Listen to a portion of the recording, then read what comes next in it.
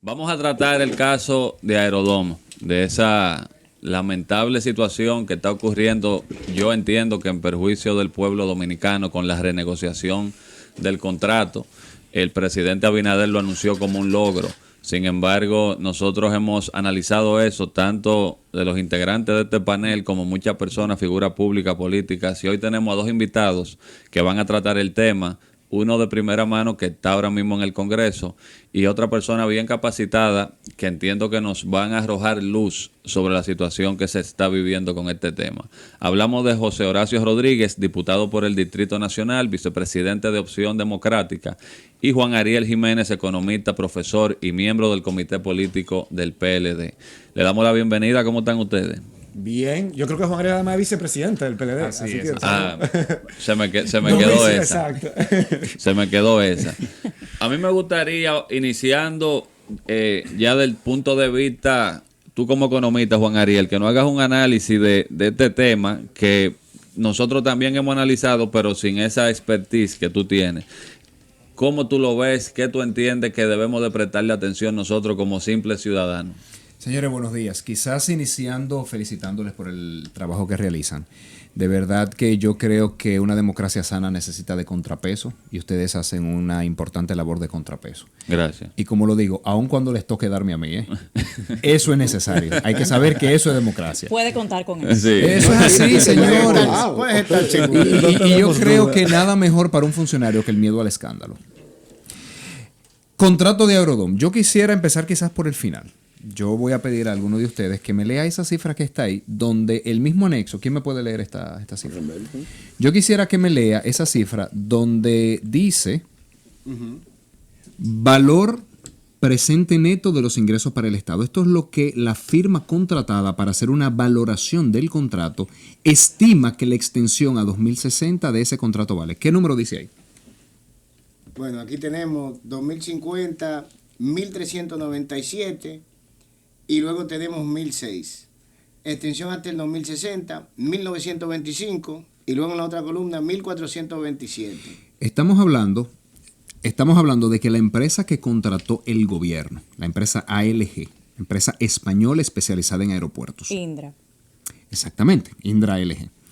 Estima que ese contrato, la extensión hasta el 2060, usando la tasa de descuento, que es la primera columna que ellos sugieren, vale 1.925 millones de dólares. ¿Por qué el Estado regala los aeropuertos por 775 millones de dólares? Nos faltan más de 1.150 millones de dólares. El precio que esta extensión del contrato establece de 775 millones de dólares no es ni la mitad de lo que la empresa contratada por el gobierno dice que debió negociar. Para que ustedes vean lo lesivo que es este contrato. ¿Por qué vale tanto el contrato? Por dos cosas. Lo primero, la concesión de los 6 aeropuertos vence en el año 2030. Con eso, retornarían a manos del Estado Dominicano y el Estado Dominicano empezaría a recibir todas las tasas y comisiones que recibe un aeropuerto. Esta red de aeropuertos es muy rentable. La empresa contratada por el gobierno dice que es la red de aeropuertos más rentable de América Latina. Tiene un ingreso neto de 81%, cuando en América Latina el promedio es 56%. Lo primero, aeropuertos muy rentables. Lo segundo, esta renegociación que el presidente Luis Abinader quiere vender como si fuese un logro, establece un aumento tarifario en el 2024, en el 2025 y a partir del 2025 automáticamente. Y ese aumento en la tarifa hace que los ingresos de esos aeropuertos aumenten todavía más y por eso, por la combinación de ser aeropuertos hoy rentables, mucho más rentables por el aumento tarifario ahí previsto y que ya se empezó a ejecutar, hace que esa renegociación valga 1.925 millones de dólares y lamentablemente al pueblo dominicano solamente le está entrando 775 millones de dólares. Por cierto, 6 años antes de que vence el contrato, sin una licitación de por medio y en periodo de campaña. Y eso es saludable. Yo me pregunto personalmente por qué se tiene que renegociar un contrato que ya vence en el 30, si estamos en el 24, ya en un periodo electoral que prácticamente estamos en elecciones y se está hablando de algo que tiene mueve tanto dinero. José Horacio, tú que estuviste ayer ahí en el Congreso, que se aprobó, vi yo eso sin siquiera leerlo y con los informes disidentes, ¿cómo pasó eso? Bueno, era evidente que había una línea dura para que eso se aprobara ayer mismo. Y para hacerlo necesitaban tener el informe listo el lunes. El lunes estaba convocada la reunión para ya pasar a la fase de deliberación sobre el contrato el lunes en la tarde.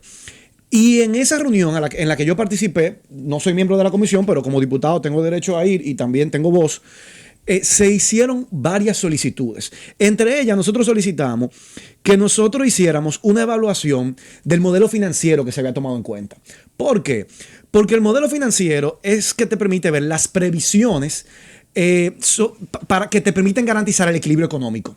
Y eso está en el artículo 12 del contrato.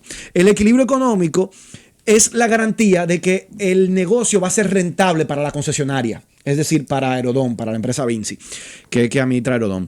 Y si deja de ser rentable, el Estado le tocará intervenir para garantizarle esa rentabilidad. Entonces, para asegurarnos de que no pase, decía yo en mi intervención de ayer, lo mismo que pasó con el tema del peaje sombra de la carretera del Nordeste, que si no se le garantizaba la rentabilidad a la empresa que hizo la carretera, porque se calculó un flujo de un tráfico de vehículos irreal, yo decía, nosotros tenemos que asegurarnos que ese cálculo proyectado en el modelo financiero se sujeta a la realidad. Y nosotros, si no hacemos ese trabajo de verificación, es lo mismo que haber aprobado este contrato sin haberlo leído. Nosotros podemos leer las 80 páginas del contrato, pero si no nos vamos al modelo financiero que está en el anexo número, no me acuerdo si es el 15 o el 17, ahí está, creo que en el 15, el modelo financiero, y cuando tú te vas, está en inglés el documento. Entonces yo decía, y está en inglés y no está acompañado de un resumen ejecutivo. What do you say? Nos pusieron a hablar inglés sin respetar el plazo de las 24 horas y con un contrato lesivo abiertamente en perjuicio del pueblo dominicano. El problema es que esto se reproduce constantemente. ¿Y dónde está entonces la labor de fiscalización del Congreso? El problema es que cuando tú tienes un Congreso controlado por el oficialismo de turno, llámese como se llame, el Congreso renuncia a hacer su trabajo. Y no es la primera vez que yo lo veo. O sea, solamente los diputados que nos colocamos desde el ámbito de la oposición, tenemos quizá como la libertad o la independencia para poder decir, ven acá, pero si esto no es conveniente para el país, ¿por qué lo estamos aprobando? ¿Por qué no profundizamos en su estudio? Siempre los diputados oficialistas lo que tienen es, de manera automática, no, si esto viene del gobierno, esto hay que aprobarlo. Pero eso se hace así lo mismo en los periodos anteriores, con el oficialismo anterior, y se hace así ahora con el actual oficialismo. Por lo tanto, no ha habido cambio. Y por eso yo creo que la importancia de tener un Congreso más equilibrado, donde haya mayor diversidad, que pueda servir de contrapeso, porque eso le sirve de servicio al país cuando tú tienes un Congreso que hace contrapeso, porque eso no hubiera pasado tan rápido. Eso es lo que se requería y lo que yo solicité, que era lo de que cualquier persona sensata que está pensando en el interés nacional y no en el interés de su gobierno, hubiera dicho, vamos suave, vamos a traducir esto, vamos a hacer una auditoría de ese modelo financiero, vamos a asegurarnos que de eso se sujeta a la realidad. Porque cuando se aprobó el contrato por primera vez en el año 1999, en el 2001, 2 años después, ya se había roto el equilibrio financiero. Y en el 2002, de nuevo se insistía con que se había roto el equilibrio económico en base a un modelo financiero que obviamente no se auditó y no se sujetaba a la realidad. ¿Y qué te dicen los por cuantos del contrato actual? Que en el 2004, ya en el 2002, porque en el 2004 hubo otra modificación, en el 2002, 3 años después, hubo que modificarlo porque las previsiones del flujo de pasajeros que se habían proyectado no se habían cumplido con la realidad. Y por lo tanto, para poderle garantizar el negocio a la empresa, hubo que aumentar de 4 a 6 aeropuertos. Y hubo que elevar la concesión de 20 a 25 años en el 2002. Pero ya en el 2004, 2 años después, hubo que aumentar la concesión de 25 a 30 años porque el equilibrio económico se había roto. Entonces nosotros como Congreso no hicimos nuestro trabajo para asegurarnos que ese cálculo en base al cual se proyecta que se puede sostener ese equilibrio económico está basado en la realidad. Y nada nos quita que como pasó hace 20 años, en 2 o 3 años haya que hacerle una adenda al contrato porque en perjuicio de la empresa el equilibrio económico se rompió porque no se calculó bien y entonces hay que seguirle extendiendo de manera indefinida a estas mismas personas el contrato de concesión que es por 30 años, pero que fácil que se pone por 35, por 40 o por mucho más.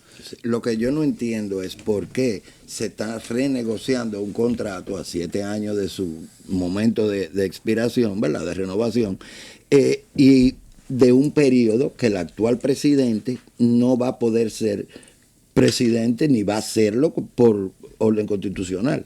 Y otra cosa, atente en muchísimos aspectos ese contrato, porque hay un tema que no he visto casi a nadie tocándolo. Nosotros hoy día tenemos problemas porque tenemos uno de los tickets aéreos más caros del área, lo que nos pone en una posición de desventaja en el turismo de la zona.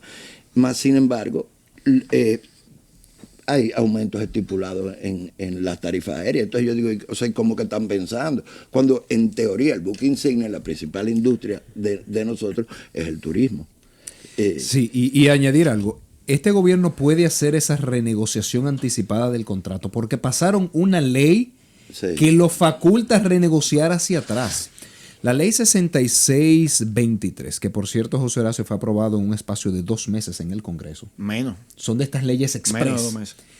Autoriza al gobierno a renegociar todas las concesiones realizadas antes del 2006.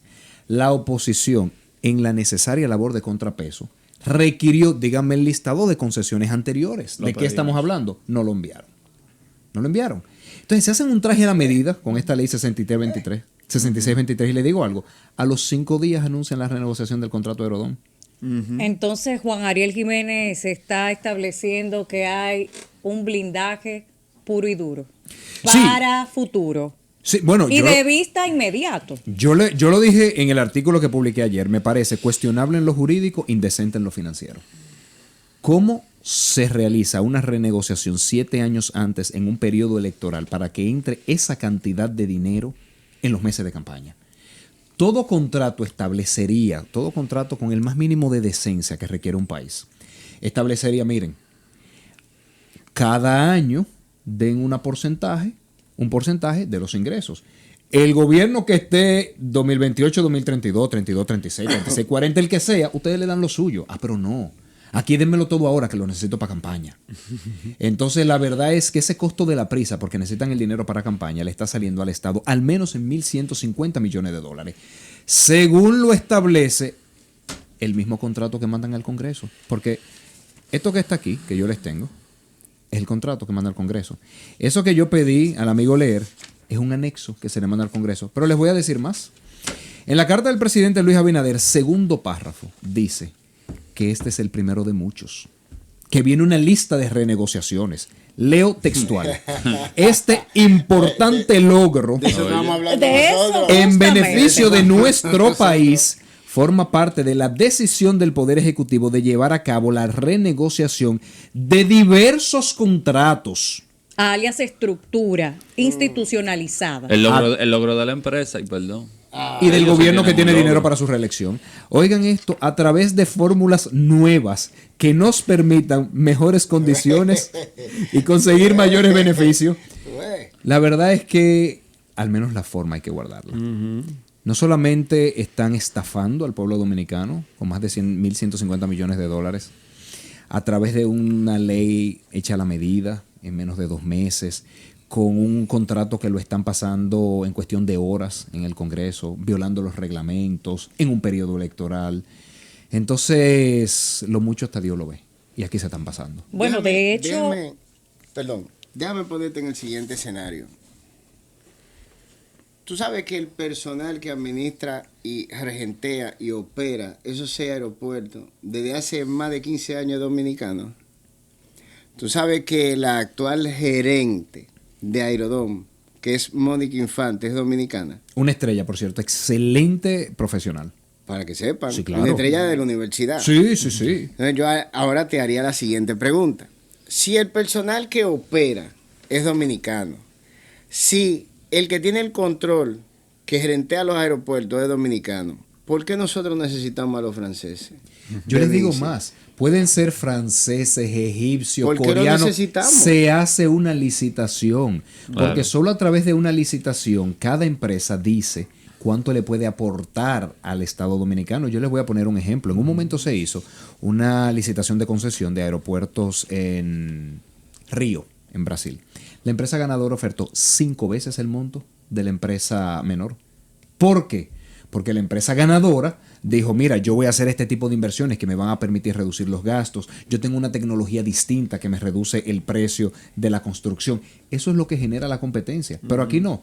Aquí se está haciendo como si fuese una concesión grado a grado a una empresa 7 años antes. Y Dedocráticamente. por 30 años en adelante. Doctor, Y con un aumento de la tarifa añadida. doctor, una pregunta al doctor. Yo tengo aquí una noticia del Nacional que dice Aerodón con potestad de retener bienes del Estado. Si ese contrato se aprueba en esa renegociación. Esa es la cláusula de embargabilidad de los Exacto. bienes estatales, que Joel Santos fue supuestamente ante la comisión de diputados que aprobaron el contrato al vapor a darle explicación de que eran los bienes privados del Estado. Es lo que se está refiriendo a esos bienes en los cuales el Estado concurre como si fuera un inversionista privado que solo tiene asidero jurídico fuera del país. Me explico. Si el Estado Dominicano invierte en una compañía en Estados Unidos, entonces en esa condición el Estado Dominicano participaría como cualquier otra persona o compañía porque su soberanía solo está dentro del territorio nacional. Ahora, dentro del territorio nacional, el Estado Dominicano nunca podría ser un participante o equipararse a un participante privado. En español, ¿qué es lo que pueden embargar? No, aquí adentro, Ajá. según la Constitución, nada. Ok. Nada. Aquí adentro de la República Dominicana, nada. Pero y ahí dice que Nada. pueden embargar en Bueno, el ahí está. contrato. Pero óyeme, es que a Guerrero, cuando el peaje sombra, fue contratado por el Poder Ejecutivo para canalizar el contrato del peaje sombra. Y es que rindió un informe diciendo que había que someter a todo el mundo ahí. Y que si no lo iban a hacer, porque renegociaron. Había que Pero lo cancelar. primero que él dijo era que había que someterlo Y no a han todo. hecho y no lo han hecho tampoco. Entonces, Y se reproduce el mismo ahora modelo. tenemos exactamente el mismo modelo, Sí. con la agravante de que Luis Abinader tiene ese informe del 2020. Entonces, si alguien está consciente de que se está violando la ley con esa renegociación, es Luis Abinader, que fue quien mandó a hacer informe. Eso es tan sencillo como eso. Entonces, yo me río cuando se habla de contrato. Contrato es algo legítimo, discutible. Pero desde el momento en que tú hablas de que se está violando la ley para intentar pasar una contratación ilegal, tú estás hablando de otra cosa.